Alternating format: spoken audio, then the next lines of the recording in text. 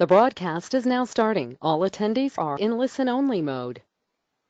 Good morning, everyone, and thank you for joining us today.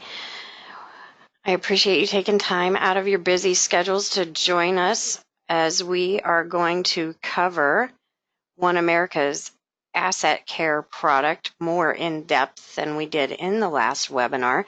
We will be joined again by Roger Cantu, the Regional Vice President of One America, to take a look at this product. And I just lost my screens. I do apologize.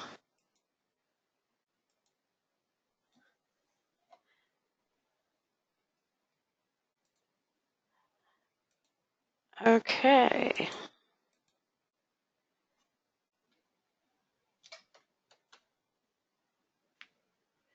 Where did my screens go? Bear with me. I will get them back up.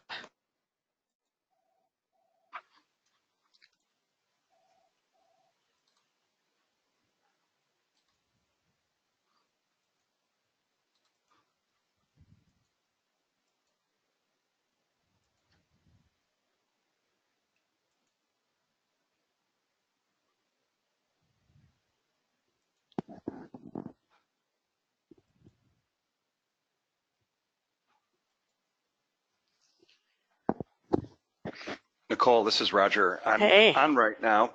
If you wish me to, I can kind of You want set to up just, the yeah, discussion you want while me you're. to just share, I'll share my screen now and then I'll go through my slides when you get done. How's that sound? Are you almost set up?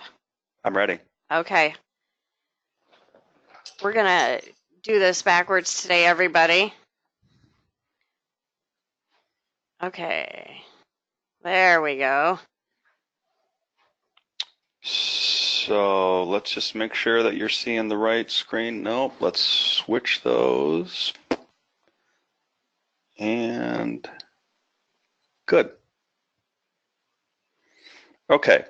So again, I want to always thank Nicole for putting this together and giving me the opportunity to speak with you. This is sort of part 2 of this discussion. So the last time we spoke, I did an overview on our annuity care plans, kind of giving you the basics of its advantage, which is primarily the ability to take any really non-qualified fund, but more specifically a non-qualified annuity, and convert that, regardless of the gain in the annuity, into a pool of money that could then be used for long-term care, utterly tax-free. You know, if care's needed and drawn from what is called a PPA compliant annuity, of which this is, all of our plans are, then there is no tax repercussions. And I've had literally annuities moved into this plan that have a greater gain in it than basis, and not a nickel of income taxes are paid. So that's part 1. Part 2 of that is the ability to leverage that money once the move is made. So really this is all about addressing long-term care, but repurposing, as the title shows here, repurposing old non-qualified annuities for that. So it's, you know, thought that many of you have written annuities in the past and or have clients who own non-qualified annuities. And let me just start by saying, regardless of the guaranteed interest rate or whether or not there are surrender charges on the contract, you have the ability to move that because you're providing value to the client above and beyond the rate. See, the rules for a suitable 1035 exchange are to create additional value to the clients. Well, everyone focuses on the interest rate, well, and the growth, but that's not the only value you can provide. And I hope to prove that to you by going through this plan. So let's again go through the basics first, and then we'll drill into the specifics of this Annuity Care 2 solution. So right now, 90% of folks out in the marketplace, those 55 and older in the US, right, pre-retirees or already retired, are either by choice or default self-funding a long-term care stay. I mean, that's really what it comes down to. But what the concept of that really looks like is chunking out of their assets for that stay, meaning paying out of pocket. It's not covered by Medicare or Medicaid to any great extent, $80,000 a year,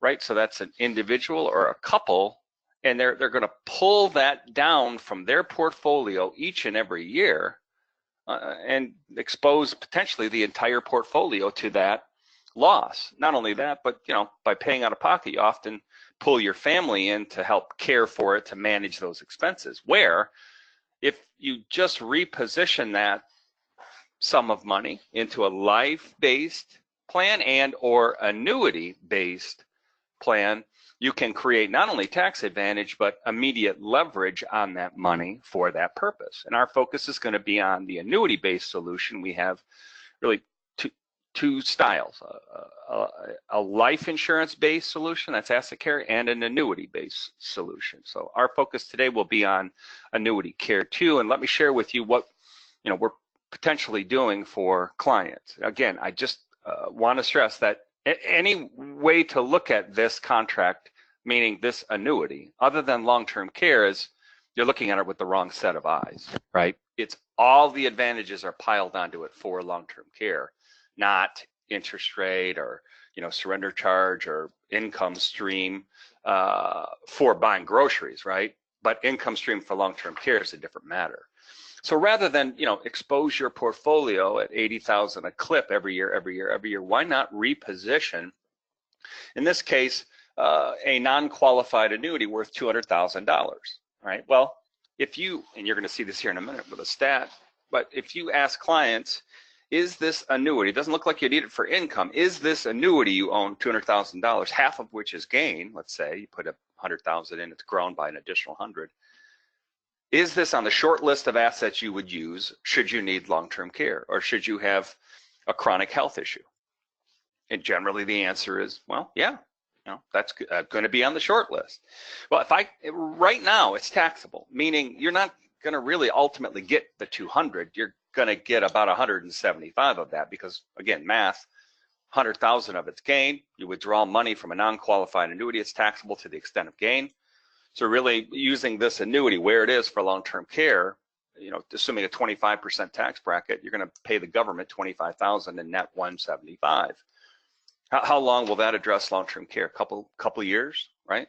So instead, let's cut the government out of it legally because they passed legislation allow you to do this and reposition that 200,000 to a place where another annuity, where if needed for care, that the benefit comes out tax-free. But that's part one. Part two is the ability to add to that a rider, what we call a continuation of benefits rider, for an additional sum of money. In this case, an extra 300,000, an extra 600,000, or as much as 900,000 additional dollars, again, depending on their age. So we're able to not only liberate that 200 of taxes on the gain, but lever that up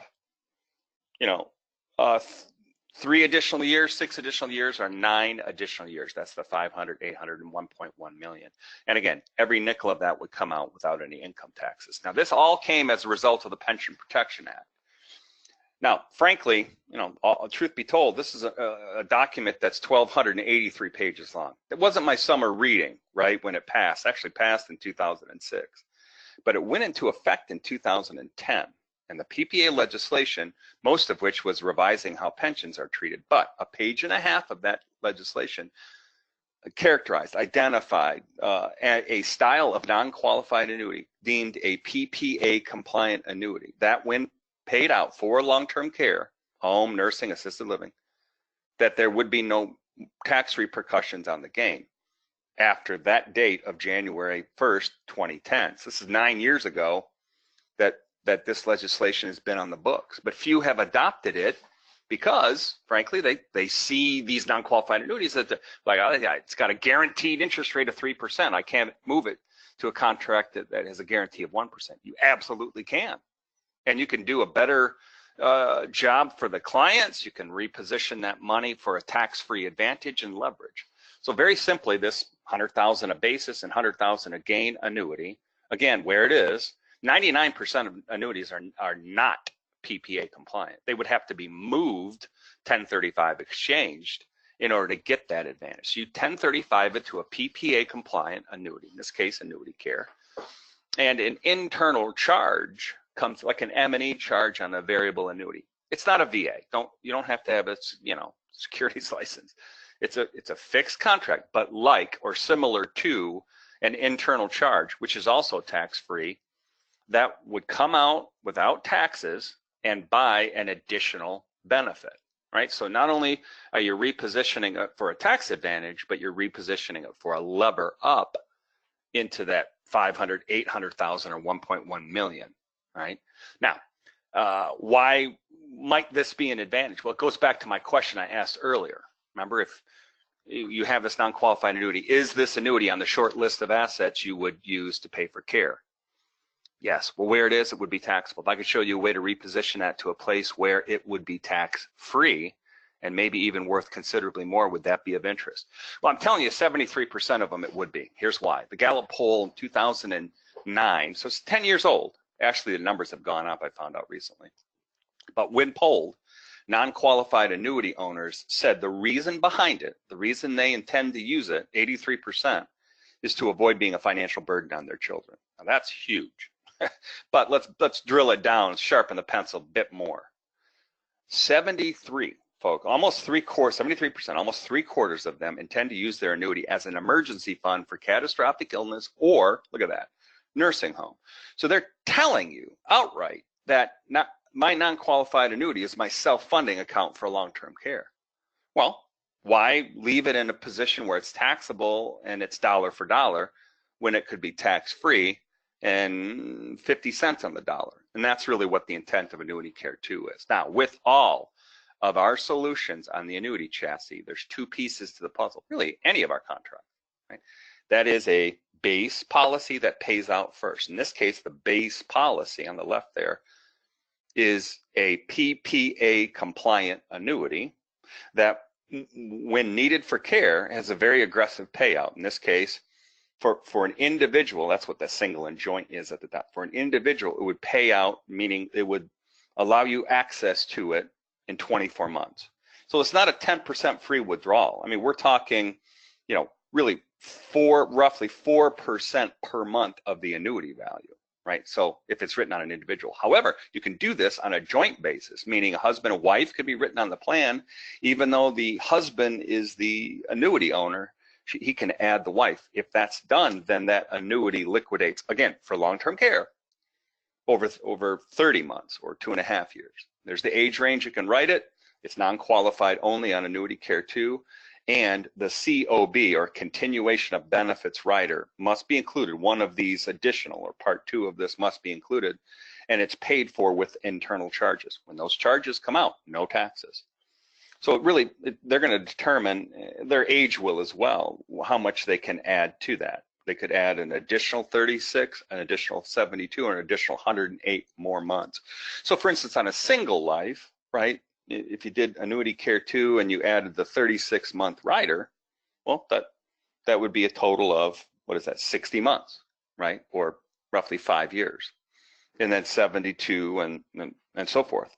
So by increasing the amount of duration, meaning 72 more months, 108 more months, that just increases the cost for that rider. And you can see there's age limitations there as well. But up to age 70, any one of these riders could be added. And for instance, up to age 80, just because of the risk, only the 36-month could be added. But we're going to go through a scenario here, and let's take this female age 70 and see what we can do with her non-qualified annuity worth $200,000. It's sitting that non-qualified it has been for some time. She couldn't buy long-term care insurance primarily because of her age, but she did have a minor health condition. And please realize that annuity care, or the annuity chassis contract, is far easier underwriting. It is underwritten. I know that's it's unusual for an annuity, but in order to get the tax advantage, it must be. Or what would happen, as soon as someone got diagnosed with Alzheimer's, they just moved their annuity into a PPA compliant contract and basically avoid income taxes, right? So there has to be some threshold level of underwriting, but it's very streamlined and minimal. So again, female age 70, she has this non-qualified annuity, half of which, 100,000 is basis, 100,000 is gain. She sees the potential need for long-term care, sees the importance of protection, the guarantees, but no need for an income stream from this, meaning, for living expenses. Rather, she would look at this as an income stream to offset long-term care. This is her self-funding account for long-term care.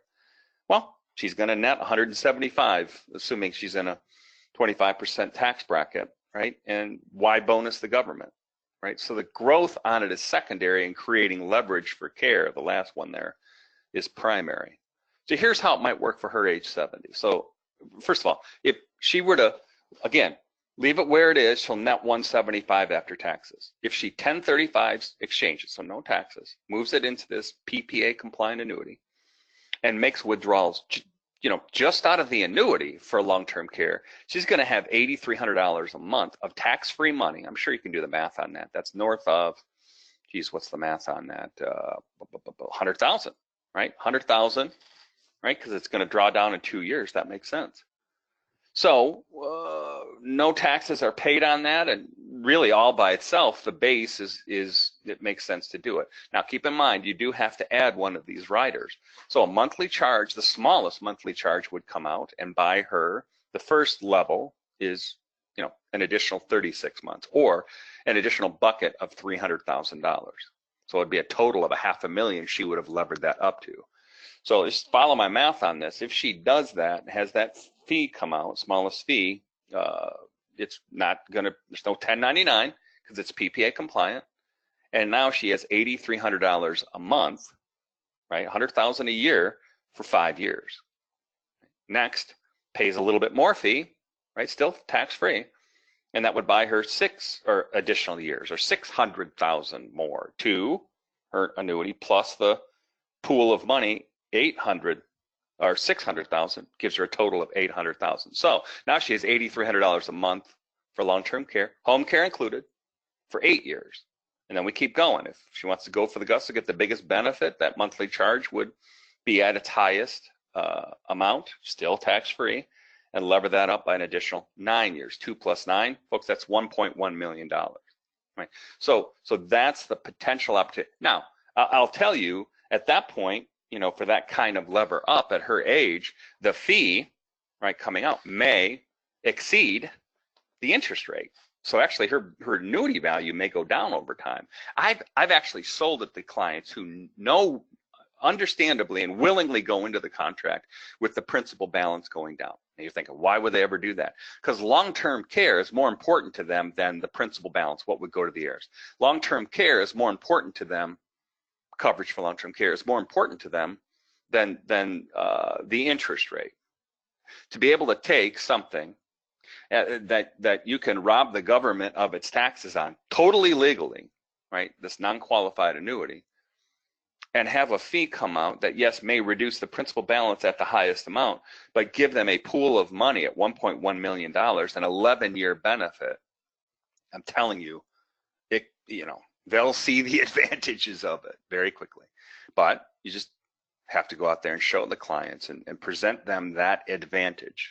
Right? So just real quick on summarizing that advantage. First of all, it's buying down the cost of catastrophic long-term care protection. Remember that fee I said coming out? That's a very minor fee. It's illustrated right on the quote, shows you what it is, and it's a guaranteed charge. It can never go up. Meaning, unlike long-term care insurance where they can raise the rates, the fee never changes. The assets retained if care is never needed, meaning whatever's in that 200,000, if she has a little bit of growth, or even if it remains flat or reverses, that balance would go to the heirs at death. So if her 200,000, after all the fees have come out and she never needed care, grew to only 205, well, then 205 would go to the heirs. And I know you're probably thinking, well, what happens at death? I've said now 4 times that it only pays tax-free for long-term care. So anything else is treated like any other annuity, taxable to the extent of gain. So if she dies, never needs care, it's taxed just like it would be if she left it there. She makes a withdrawal from it to, fix the water pump on her RV, right? It's going to be taxable to the extent of gain coming out first. So the reason to do this is to stage this money for a long-term care event and have no income taxes and leverage. You have options for those with health challenges, obviously. I mean, any mortality-related condition, it's very forgiving on this contract.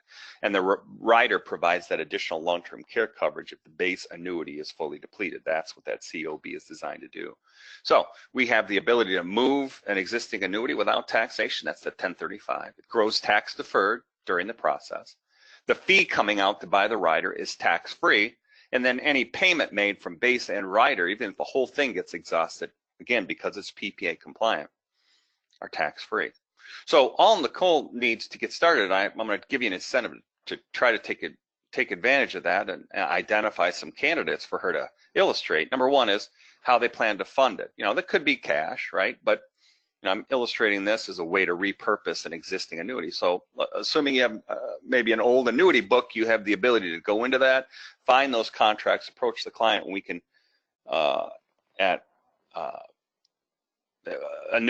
Nicole can get that information based on their age, run the best illustration. Again, this is non-qualified only, but you know, our focus is on a non-qualified annuity. Got to have the ages. Max age on this plan is age 80, but we have two other contracts that became written up to age 85. And smoking status doesn't matter on the annuity. It's, again, more forgiving. And the big thing here is that, you know, we want some idea of their health. We want to make sure that they're cognitively with it and fully ambulatory. So the folks that have been diagnosed with Parkinson's or Alzheimer's or have had a debilitating stroke are not a candidate for annuity care. But those who've had a heart attack, you know, or about with cancer, you know, more mortality-based condition that they've had a little bit of recovery on, even 6 months, they'd be a candidate for the annuity care. So just to illustrate that, we have a life-based option, and of these conditions here, many of those would be declines outright for a hybrid-based insurance policy. On our life-based, roughly half of candidates with these conditions have been offered coverage. But because annuity care does not require an APS or paramed exam, we'll be willing to look at 100% of these cases that are listed here. Now, again, we're going to look at the app, how they complete it, the MIB review, and any prescriptions that they're on. But that's it, and a short phone interview for a cognitive review. That's it. Height and weight, you can see it's pretty liberal. I'm 6'2" and about 200 pounds.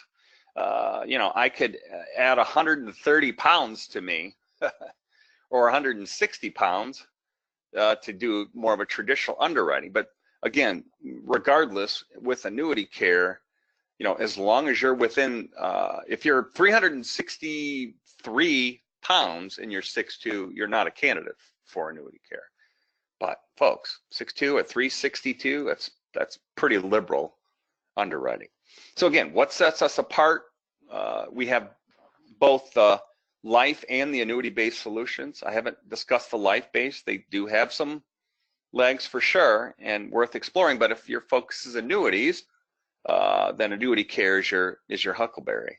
So we have joint and life or single coverage. So you can do it jointly or as an individual. I showed you an individual case, but she, the 70-year-old female, could add her 72-year-old husband to that policy. Different set of numbers, but even if she were the only owner annuitant, you can do this with 2 lives. Variety of funding options, as I mentioned, you can fund it with non-qualified monies, and that, again, could be a 1035 non-qualified annuity. Could be an old life insurance policy they don't need anymore. They 1035 it over to an annuity. Or it could be cash. We have 2 contracts not covered today, the indexed and annuity care, that can take qualified funds, but the PPA legislation, again, only applies to non-qualified. With those other 2 contracts, you have the optional lifetime coverage. As you saw, the maximum on annuity care 2 was an 11-year benefit. Got a claims processing. Keep in mind, this pays just as much for home care as it does for nursing and assisted living, and then very, very reasonable underwriting guidelines. So here's your incentive. We have a guide put out by the American Association of Long-Term Care Insurance, a guide to long-term care planning using 1035 exchanges. And this guide really talks through for you much of what I covered today, giving you those same examples as you can see here. So all I'm asking you to do is just identify one good candidate within your client base. Reach out to Nicole. I'll get this in her hands. Reach out to Nicole and have her have those illustrations put together for you, and we'll get this, you know, guide in your hand. And last but not least is I covered the Annuity Care plan, Annuity Care 2, but the reality is I cover each week contracts, the Asset Care, which is the life-based Annuity Care. Obviously, the Annuity Care is that PPA compliant plan, and we have several options there. And then I do a case study call every Monday at 10 a.m. and it's only 15 minutes. So I just run through one example. So it's a good booster shot for the One America solutions each week. So with that, Nicole, I'm going to hand it back over to you. Maybe we can answer any questions that you see there. Thank you so much, Roger. Does Sure. anybody have any questions? It does not look like it. If you have questions, type them in the box. Otherwise, I will be reaching out to you all after the conclusion of the webinar. And we are going to conclude. We don't have any questions at this time, Roger, so we will, since my slides have disappeared, we're going to go ahead and conclude, but I will reach out to all of you after the webinar for questions and illustrations. I would be happy to run up any quotes you might need, and really do join Roger on one of his Monday or his 1 hour deep dives. Those are an intense look at these products, and they really help you understand how to help your clients. With all of that being said, I thank you all for joining us. I just cannot get my slides. I don't know where they've gone. No problem. Thank you, everybody, and I will reach out to you after the webinar to answer any questions. Oh, thanks. Thanks, Nicole. Thank you, Roger, so much for your time. Bye-bye. You're welcome. Bye-bye. I appreciate y'all joining me. I hope you have a great day.